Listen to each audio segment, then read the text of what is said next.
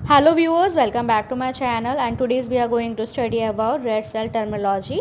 First is normocystic normochromic. इस conditions में जो RBC का normal size होता है 7 to 8 माइक्रोमीटर साइज में रहता है और उसका जो कलर होता है वो नॉर्मल हीमोग्लोबिन कंटेंट होता है, उसमें वो नॉर्मली ही होता है, तो हम उसको नॉर्मोसिस्टिक नॉर्मोक्रोमिक कंडीशन बोलते हैं. आफ्टर दैट एन आइसोसाइटोसिस मीन्स जब RBC की साइज में वेरिएशन आता है उसको हम एन आइसोसाइटोसिस बोलते हैं. और जब आरबीसी के शेप में उसकी मॉर्फोलॉजी में वेरिएशन आता है तब हम उसको पोइकिलोसाइटोसिस बोलते हैं.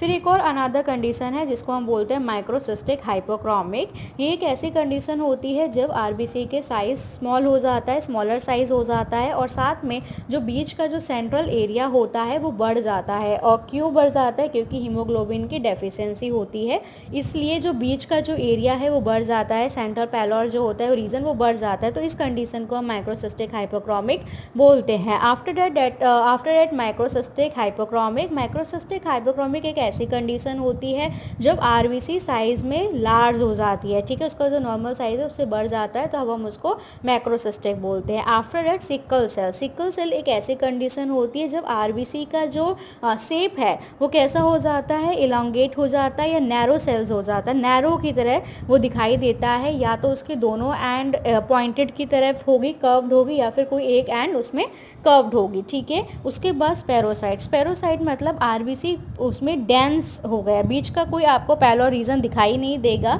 तो उसको हम बोलते हैं स्पेरोसाइट. ये पार्ट 1 था. पार्ट 2 में हम फर्दर स्टडी करेंगे. Thank you.